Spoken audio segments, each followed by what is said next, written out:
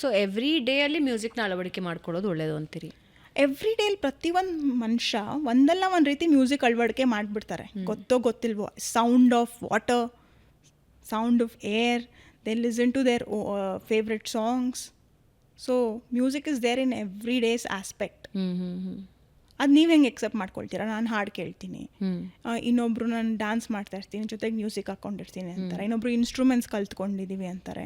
So it's a different aspect how they want to take it. But music is part of everybody's life.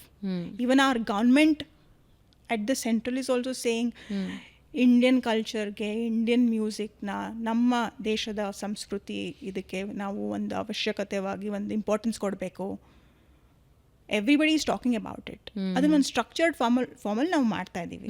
ಅದಕ್ಕೆ ಒಂದು training, ಅದಕ್ಕೆ ಒಂದು training centre, support from the government ಇರಬೇಕನ್ನೋದು ಒಂದಷ್ಟೇ. It's a very much part of everybody's life.